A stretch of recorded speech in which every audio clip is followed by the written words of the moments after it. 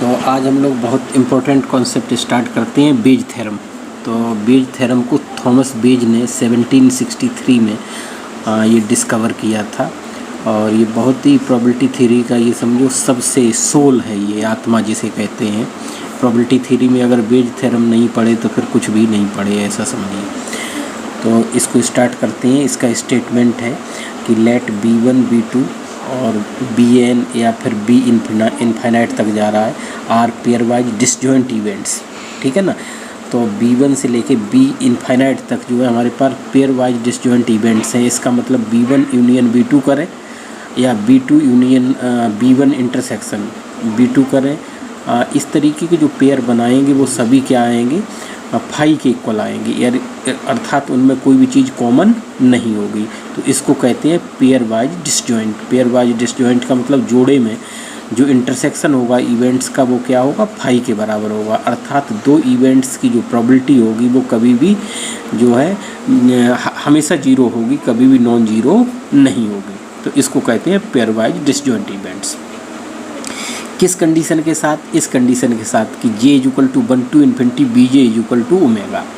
अगर हम इन सभी इवेंट्स का यूनियन लेते हैं 1 से इन्फिनिटी तक Bj, यानी Bj का मतलब यही है B1 B2 से लेके B इन्फिनाइट, तो वो ओमेगा के इक्वल आएगा। ओमेगा का मतलब है टोटल सैम्पल स्पेस के इक्वल आएगा। And we are given a priori probability. ये इन्फॉर्मेशन इतनी दी है कि ये इवेंट्स कैसी हैं, ये इन्फॉर्मेशन है कि ये सभी इवेंट पेयर वाइज डिसजॉइंट है, एक कंडीशन। दूसरी कंडीशन है इन सब का यूनियन निकालें तो वो किसके इक्वल है, ओमेगा के इक्वल है। और इसके साथ ही साथ एक और प्रायरी प्रोबेबिलिटी दी है। प्रायरी प्रोबेबिलिटी इसको बोलते हैं प्रोबेबिलिटी ऑफ BI। ये प्रोबेबिलिटी BJ से कहा हमने, और probability of BI is greater than 0। इसका मतलब है कि प्रोबेबिलिटी जो होगी B1 B2 जितने भी प्रोबेबिलिटी होगी ये सभी जो हैं वो पॉजिटिव होंगे, है ना, जीरो नहीं हो सकते हैं, जीरो से बड़ी होगी। Then for any event A with PA greater than 0। तो अगर कोई दूसरी इवेंट A लेते हैं, ठीक है, तो जो कैसी हो, जो ग्रेटर देन 0 हो, तो probability of BI given A, है ना, probability of BI given A is equal to probability of A given BI into PBI upon summation J = 1 to ∞ probability of A given BJ into probability of BJ। ये formula होता है। तो ये probability क्या है, अगर ये आप इसको देखें, probability of BI given A, information हमें मालूम है, इन्फॉर्मेशन मालूम है, ये इवेंट हमें पता है, इवेंट, और किसकी प्रोबेबिलिटी फाइंड करना चाहते हैं, BI की, ठीक है ना, जो प्रायरी प्रोबेबिलिटी जिसे बोलते हैं, प्रोबेबिलिटी ऑफ BI, है ना, जो कि क्या होगी, we are given a priori probability of BI। ये तो ये प्रोबेबिलिटी इंडिविजुअली ग्रेटर देन 0 होगी, ये गिवन होगी, लेकिन अगर कंबाइंड रूप से देखेंगे तो ये गिवन नहीं होगी। यानी on the basis of A का मतलब है इवेंट A अकर कर चुकी है, उसके बाद हम BI को निकालना चाह रहे हैं, तो इस बात की प्रोबेबिलिटी हमें मालूम नहीं होगी, ठीक है। इंडिविजुअल प्रोबेबिलिटी ऑफ BI मालूम होगी अलग से, लेकिन जो है जब इवेंट A अकर कर चुकी है तब ये प्रोबेबिलिटी कितनी होगी ये मालूम नहीं है। तो इसकी प्रोबेबिलिटी अगर हमें निकालना है तो इसको हम बेज थ्योरम से निकालते हैं। यह है क्या, असल में ये कंडीशनल प्रोबेबिलिटी ही है, और कंडीशनल प्रोबेबिलिटी के बाद जो है हम जो है इसको कंडीशनल प्रोबेबिलिटी के बेस पे ही निकालेंगे, ठीक है ना। तो अब अगर आप इसको देखेंगे तो ये क्या है कि probability of A given BI, यानी जो प्रोबेबिलिटी याद करने का तरीका इसका है कि जो भी आपको दिया BI गिवन A दिया है तो ये उल्टा हो जाएगा, probability of A given BI into probability of BI। तो ये वाली जो चीज़ है वो आप समझ रहे हो क्या है, ये वाली चीज़ जो है हमने अभी पढ़ी थी total probability theorem. Total probability theorem में इस वाली चीज़ को हमने पढ़ रखा है, probability of A given BI into probability of BI। वहाँ पर हमने लिखा था probability of A given BJ into probability of BJ, यानी नीचे जो लिखा हुआ है वो टोटल प्रोबेबिलिटी है। अगर आप देखेंगे तो नीचे क्या लिखा है, नीचे जो लिखा है summation j equal to 1 to infinity probability of A given B J into probability of B J, ये क्या है पी ए के बराबर है। अगर आपको ध्यान आ रहा है तो ये क्या है पी ए के बराबर है। ऊपर क्या है, ऊपर समेशन नहीं लगा है, ठीक है। आप जे और आई में कंफ्यूज मत होइए। आई का मतलब ऊपर है कि ठीक है वो सिंगल इवेंट रहेंगी, लेकिन नीचे सिंगल इवेंट नहीं है, नीचे टोटल इवेंट है, ठीक है ना। तो ये स्टेटमेंट है probability of B I given A is equal to probability of A given B I into probability of B I upon J is equal to 1 to infinity probability A given B J into probability of B J. नीचे वाले को हम चाहें तो P A भी लिख सकते हैं, कोई प्रॉब्लम की बात नहीं है। ये वही इवेंट है ए जो कि ये है, नीचे वाला वो उसी के इक्वल है, पी ए के इक्वल है ना। ये टोटल प्रोबेबिलिटी में हमने निकाला था, बिल्कुल उसी तरीके से, चाहे आप इतना रहने दीजिए तब भी दिक्कत नहीं। तो ये स्टेटमेंट है बेज थ्योरम का, ठीक है। तो आप बेज थ्योरम का स्टेटमेंट बिल्कुल ध्यान में रखिए। अब इसका प्रूफ करना है जो कि बड़ा इम्पोर्टेंट है। तो प्रूफ करने के लिए हम ये मानते हैं कि हमारा ओमेगा सैम्पल स्पेस है, ठीक है। किसी रैंडम एक्सपेरिमेंट का सैम्पल स्पेस क्या है, ओमेगा है। और जितनी भी ये इवेंट है B1 B2 Bn या B इन्फिनिटी, हम n तक रोक दे रहे हैं इसको Bn, तो ये सभी कैसी होंगी, एग्जॉस्टिव होंगी। एग्जॉस्टिव का मतलब है इन सब का अगर यूनियन ले तो वो सैम्पल स्पेस के इक्वल आएगा। तो ये स्टेटमेंट आ गया। ये सभी कैसी हैं, एग्जॉस्टिव होती हैं। तो एग्जॉस्टिव का मतलब है इन सब का यूनियन क्या है, ओमेगा के इक्वल आएगा, ठीक है। अगर ऐसा है तो सिंस हम ये चीज़ यहाँ तक हो गई, तो ए इवेंट को क्या लिख सकते हैं, जो इवेंट हमें ए जो है गिवन है, प्रोबेबिलिटी उसकी गिवन है, तो इस ए को लिख सकते हैं ए इंटरसेक्शन ओमेगा, क्योंकि ए का ओमेगा के साथ इंटरसेक्शन लेने से ए ही आएगा, ठीक है। ओमेगा की वैल्यू ये दी हुई है, ओमेगा की ये डाल दीजिए आप वैल्यू। तो ए intersection B1 union B2 union dot dot dot union Bn, ठीक। ये स्टेप क्लियर हो गया होगा, ठीक है।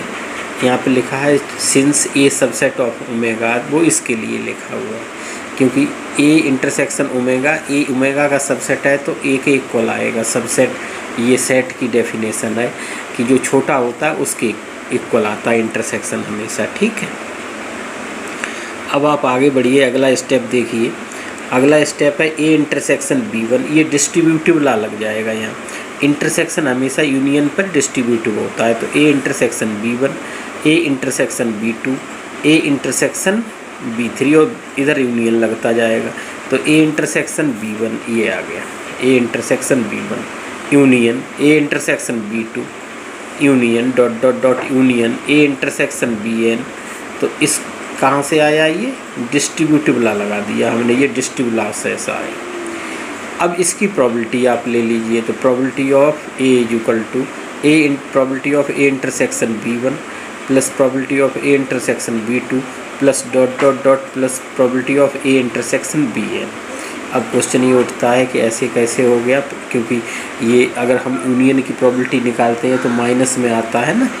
जैसे probability of A union B लगाते हैं तो क्या होता है, probability of A plus probability of B minus probability of A intersection B, ये आता है। लेकिन ये ऐसे कैसे आ गया, ये तो डायरेक्ट आ गया इंटरसेक्शन वाला पार्ट। तो इसमें इंटरसेक्शन कुछ हुआ ही नहीं। ए इंटरसेक्शन B1 और ए इंटरसेक्शन B2 को जब आप इंटरसेक्शन करेंगे तो इसमें कुछ भी चीज़ कॉमन नहीं आएगी। आप जब देखेंगे ये set A intersection B1 and A intersection B2 करेंगे तो B1 इंटरसेक्शन B2 तो फाई है ही है, ठीक है। तो आप अभी हमने किया था ना, अभी हमने किया था तो हम एक करके आपको बता दे रहे हैं। तो जैसे कि अगर इसी में देखा जाए तो ए इंटरसेक्शन B1 हम यहाँ पर कर दे रहे हैं इसको। तो ए इंटरसेक्शन B1 और उसके बाद इंटरसेक्शन ए इंटरसेक्शन B2 ये है, ठीक है। तो क्या होगा, अब यहाँ पर हम इंटरसेक्शन हो रहा है तो सबको एक साथ भी लिख सकते हैं, कोई प्रॉब्लम की बात नहीं है। तो ए intersection B1 intersection B2 distributive हमने लगा दिया, सब जगह इंटरसेक्शन है, कोई प्रॉब्लम नहीं। B1 इंटरसेक्शन B2 जो है वो फाई है। हमने शुरू में ही कह दिया कि कोई भी चीज़ कॉमन नहीं है इनमें, स्टेटमेंट में ही है बेज थ्योरम की। तो ये आ गया ए इंटरसेक्शन फाई। तो ए इंटरसेक्शन फाई दोनों में क्या कॉमन होगा? फाई तो कॉमन होगा, क्योंकि कॉमन में छोटा आता है इंटरसेक्शन में। तो आप ये क्लियर हो गया होगा ये स्टेप, राइट। अब आगे बढ़िए। अब ए इंटरसेक्शन B1 की वैल्यू हम टोटल प्रोबेबिलिटी से लिख सकते हैं। तो ए इंटरसेक्शन B1 क्या होगा? Probability of A given B1 into probability of B1, ठीक है ना। हम ये आप मल्टीप्लिकेशन थ्योरम अभी करे हैं ना, उसी से है। Probability of A intersection B is equal to होता है probability of A given B into probability of B, ठीक है। यही होता है ना, वही चीज़ ये लिखी हुई है, राइट। तो ये कॉन्सेप्ट लगाया हुआ है, ठीक है ना, इसको ध्यान रखेंगे। ये रूल है, ये मल्टीप्लिकेशन थ्योरम है। चलिए, तो प्रोबेबिलिटी ऑफ इसकी जगह पे हो जाएगा probability of A given B1 into probability of B1। इसकी जगह पे हो जाएगा probability of A given B2 into probability of B2। इसी तरीके से इसकी जगह पे हो जाएगा probability of A given BN into probability of BN। इसका प्रूफ बहुत इंपॉर्टेंट है, इसलिए मैं प्रूफ इसका पूरा समझा रहा हूँ। तो आप हर एग्ज़ाम में लगभग आता ही है, जो भी एकेडमिक एग्ज़ाम होते हैं ना। चलिए आगे बढ़िए। अब इनको हम सबको समराइज करके अगर लिखना चाहें तो समेसन लगा दीजिए। Summation i is equal to 1 to n probability of A given BI into probability of BI। ये हो गया। अब आप i की वैल्यू रेंज कराइए, सभी यही मिल जाएगा। इन्फिनिटी तक ले जाना चाहें तो यहाँ इन्फिनिटी कर दीजिए, तो यहाँ डॉट डॉट डॉट भी हो जाएगा आगे, ठीक है। इतना आ गया, ये बात क्लियर हो गई होगी। किसकी इक्वल आ गया? PA के इक्वल, PA के इक्वल इतना आ गया, ठीक है। अब हम आगे बढ़ते हैं, ये इसकी वैल्यू निकालते हैं, ठीक है। तो इसकी वैल्यू निकालते हैं, तो इसकी वैल्यू निकालने के बाद जो है probability of A intersection BI is equal to क्या होता है? Probability of A intersection BI is equal to PA into P BI given A। ये यहीं से ले लीजिए आप, यहीं से आ जाएगा। Probability of A intersection BI is equal to होता है PA into P BI given A। यही तो। अब कैसे आप कहेंगे उल्टा, तो ये दोनों रूल होते हैं ना, दोनों रूल होते हैं। चाहे तो आप A की जगह B रख दो, B की जगह A रख दो। A की जगह B और B की जगह A रखो तो इधर तो कोई फ़र्क नहीं पड़ेगा ना। Probability of A intersection B, और इधर क्या आ जाएगा? Probability of B given A into probability of A। यही तो आया, देखिए यही तो आ रहा। तो इसकी जगह पे क्या लिख सकते हैं? PA into P BI given A। आई का मतलब तो हम इवेंट को जनरलाइज कर रहे हैं, ठीक है ना, तो ये लिख सकते हैं। चलिए, तो ये आपका कोई प्रॉब्लम नहीं है। हम नेक्स्ट इसकी जगह पे इतना लिख सकते हैं फॉर्मूला, ठीक है। यहाँ से इसकी वैल्यू निकाल दो आप। असल में हम इसको फार्मूले के रूप में लाना चाह रहे हैं, इसलिए ऐसा कर रहे हैं। Probability of BI given A की वैल्यू निकाले तो probability of BI given A की वैल्यू आ गई। Probability of A intersection BI, इधर वाला ऊपर गया, ये जो बच्चा नीचे आ गया, ठीक है। ये स्टेप आगे बढ़िए। Probability of BI given A, ठीक है, equal to probability of A intersection BI, ये सही है। अब PA की वैल्यू हमने आपको बताई थी अभी। PA की वैल्यू आप निकाल चुके हैं स्टार से, ये देखिए ये PA की वैल्यू यहाँ रख दो। तो i equal to 1 to n probability of A given BI into probability of BI, ठीक है। क्यों? क्योंकि हमें निकालना तो यही था ना, प्रूफ में क्या निकालना था? BI गिवन A, इसलिए वही लेके चल रहे हैं। आ गया। अब probability of BI given A, इसको हम चाहें तो फिर से वैसे लिख सकते हैं कंडीशनल में, तो इसको कंडीशनल में लिख दिए फिर से। Probability of A given BI, ठीक है, probability A given BI into probability of BI, क्योंकि इंटरसेक्शन की जगह तो ये इसी फॉर्मूले से देख लीजिए, कोई प्रॉब्लम नहीं है ना। और नीचे i equal to 1 to n probability of A given BI into probability of BI। यहाँ कोई दिक्कत नहीं है, i की जगह आप j कर सकते हैं, क्योंकि ऊपर भी i है नीचे भी i है, तो चाहे तो j रख लीजिए, कोई प्रॉब्लम नहीं है, ठीक है। तो ये था प्रूफ ऑफ बेज थ्योरम, बहुत ही इम्पोर्टेंट है। स्टेटमेंट और इसका प्रूफ दोनों चीज़ समझना बहुत ज़रूरी है। अब हम इस पर जो है 1-2 एग्जाम्पल आपको और कराते हैं, उसके बाद जो है ये लेक्चर हम लोग फिनिश करेंगे। फिर अगले लेक्चर में हम डिपेंडेंस और इंडिपेंडेंस करेंगे, जो इसका लास्ट टॉपिक होगा इस यूनिट का। चलिए, एग्जाम्पल्स ऑन बेज थ्योरम। अब हम वही एग्जाम्पल आपको उठाते हैं जो टोटल प्रोबेबिलिटी में किए थे। Suppose A calculator manufacturer purchases his ICs from supplies B1 B2 B3 with 40% from B1, 30% from B2 and 30% from B3. Suppose 1% of supply from B1 is defective, 5% from B2 and 10% from B3 is defective. Suppose a randomly selected IC is found to be defective. What is the probability that it was supplied by supplier B1, B2 और B3? अब इसमें कोई एक पूछेगा exam में, ठीक है। हमने वो आपको बताया था टोटल तब लगती है जब कहता है डिफेक्टिव हो। अब उसने कह दिया what is the probability that it was supplied by supplier B1, या तो सप्लायर B1 ने सप्लाई करी हो या B2 ने या B3। एग्जाम में B1 पूछेगा या B2 या फिर B3, जो पूछेगा वही निकालेंगे, तो ठीक है। चलिए तो हम लोग अब इसका एग्जाम्पल आगे बढ़ते हैं। Probability of B1 given A. Probability of B1 given A का मतलब ए क्या है, ए हमने माना था वहाँ देखिए डिफेक्टिव, आप ध्यान दीजिए, ए हमने इवेंट मानी थी डिफेक्टिव, एन इवेंट क्या है डिफेक्टिव आईसी है, उसकी इवेंट क्या है डिफेक्टिव है। डिफेक्टिव आईसी और कहाँ से सप्लाई हुई हो, B1 से, ठीक है। यही तो पूछ रहा है पहले, जैसे B1 पूछ रहा है तो ये निकालेंगे, यानी B1 से what is the probability that it was supplied by supplier B1। तो सप्लायर B1 ने सप्लाई करी और कैसी करी डिफेक्टिव, तो डिफेक्टिव हमें दिया हुआ है, पहले से दे दिया है, वो उसने दे दिया कि suppose a randomly selected IC is found to be defective. ये गिवन इवेंट है, ये उसने क्या किया गिवन इवेंट है, जो गिवन इवेंट होती है वो नीचे रहती है। और what is the probability that it was supplied by supplier B1, और जो निकालना है वो ऊपर रहती है, ठीक है। तो प्रोबेबिलिटी ऑफ B1 गिवन ए, इसका मतलब है कि डिफेक्टिव आईसी दी है और किसने सप्लाई करी है B1 ने, ठीक है। इसका यही मतलब होता है। इसका मतलब कुल मिला के क्या हुआ कि इस बात की प्रोबेबिलिटी कि B1 ने डिफेक्टिव सप्लाई करी है, ठीक है। तो ये क्या फार्मूला होता है हमने बताया था, उल्टा हो जाता है, probability of A given B1 into probability of B1 upon PA, जो नीचे लिखा होता है, ठीक है। ये PA वही होता है जो हमने बताया समेसन होता है पूरी इवेंट का, ठीक है। चलिए तो अब यहाँ पर हम जो है PA को डिफाइन कर दे रहे हैं। PA क्या है, PA इक्वल टू होगा, यहाँ पर 3 इवेंट है तो J equal to 1 2 3 probability of A given BJ into probability of BJ। और ये चीज़ हम उसमें निकाल चुके हैं, पिछले लेक्चर में आप टोटल प्रोबेबिलिटी में सेम क्वेश्चन किया था, यही PA निकाले थे हम की टोटल प्रोबेबिलिटी। ये आप ये रेंज करा दीजिए तो probability of A given B1 into probability of B1 plus probability of A given B2 into probability of B2 और plus probability of A given B3 into probability of B3, ठीक है।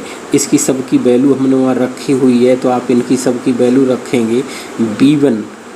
B1 से supplier B1 से supply हुई है और A का मतलब डिफेक्टिव, ठीक है ना।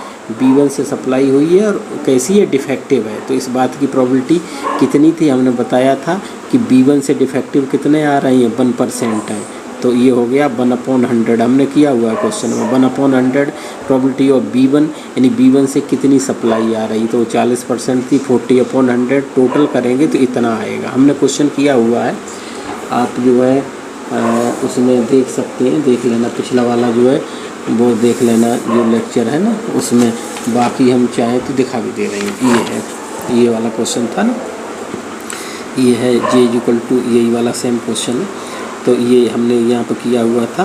PA गिवन B1 का मतलब ये, B2 का मतलब ये, टोटल करके हमने निकाला है तो ये आया तो 0.049। तो आप इस वाले लेक्चर को देख लेना, पिछले लेक्चर को, तो ये आप करोगे तो आएगा इतना 0.049 आ जाएगा, ठीक है। चलिए तो PA की वैल्यू हमने निकाल ली। PA की वैल्यू कैसे निकालनी होगी, ऐसे निकालनी होती है। तो चाहे PA यहाँ लिखिए, चाहे इतना पूरा लिखिए आप, जितना ऊपर लिखे हैं आप उसका सम आ जाएगा नीचे जितनी इवेंट होंगी। चलिए तो यहाँ पर करिए probability of A given B1, यानी B1 से डिफेक्टिव, तो 1/100 प्रोबेबिलिटी ऑफ B1 40/100, नीचे उतना आ जाएगा तो इतना आ गया। अब यहाँ पे समझ लीजिए बेज थ्योरम का मतलब क्या है। तो अब यहाँ पे बेज थ्योरम का जो मतलब है वो जो है ये है कि बेज थ्योरम आप कुछ करना है कि जिसके लिए जो निकालना है, जिसके लिए डिफेक्टिव या जिसके लिए जो चीज़ निकालना चाहते हैं वो ऊपर रहेगा इवेंट, ठीक है ना। जैसे हमने कहा B1 से सप्लाई आना चाहिए तो B1 ऊपर रहेगा, ठीक। B1 आपका वो इवेंट, वो वाली इवेंट फेवरेबल है वो ऊपर रहेगी, नीचे B1 B2 B3 जितने हैं टोटल रहेगा, ठीक है। तो B1 गिवन A से 4/49 है। इसी तरीके से अगर B2 से डिफेक्टिव सप्लाई आए तो इस बात की प्रोबेबिलिटी क्या होगी, probability of B2 given A equal to probability of A given B2 into probability of B2 upon PA। ठीक है, तो आप ये भी निकाल दोगे, probability of A given B2, probability of A given B2 का मतलब है B2 ने सप्लाई करी है वो कैसी है, डिफेक्टिव है, तो ये क्या होगा 5/100, वो 5% डिफेक्टिव दे रहा है, इंटू PB2, B2 से सप्लाई तो 30% दे रहा है सप्लाई, तो 30/100 गिवन 0.049, ये हम निकाल चुके हैं PA। वो सभी क्वेश्चन में नीचे वाला सेम रहता है, ये आ गया तो 15/49, ये कैलकुलेशन कर लेना। And probability of P3 given A, B3 given A is equal to probability of A given B3 into probability of B3 upon PA। ठीक है, तो अब B3 यानी थर्ड ने जो डिफेक्टिव सप्लाई करी है तो 10% है, 10/100 इंटू 30/100 डिवाइडेड बाई 0.049, इसको करोगे तो 30/49 आ जाएगा। तो इस तरीके से क्वेश्चन हम करते हैं इसके। एक क्वेश्चन और लेते हैं। An urn first contains 3 white and 4 red balls and urn second contains 5 white and 6 red balls, 1 ball is drawn at random. ठीक है ना, so from one of the urn and found to be white. ठीक है, find probability that it was drawn from urn first. देखो फिर वही आ गया, उसने इसमें वो नाम लेगा किस अर्न से या किस जगह से वो काम करना। उसने कह दिया कि ये वाइट बॉल, ये हमें दे दिया गया कि 1 ball is drawn at random from one of the urn. ठीक है, and found to be white, कैसी मिली ये दे दिया उसने, ये गिवन इवेंट हो गई कि हमने थैलों से गेंद निकाली, किसी भी थैले से गेंद निकाली और वो गेंद कैसी मिली, वो वाइट मिली। तो ये वाइट जो बॉल है वो अर्न फर्स्ट से आए, इस बात की क्या प्रोबेबिलिटी है। ठीक है ना, तो ये जब किसी एक पर्टिकुलराइज कर देता है तब बेज थ्योरम लगती है, जब पर्टिकुलराइज नहीं करता है तब टोटल प्रोबेबिलिटी थ्योरम लगती है। So probability of U1 given W, इसका मतलब है U1 यानी पहले अर्न से वाइट बॉल गिवन है, जो गिवन होता है इवेंट वो नीचे लिखा जाता है।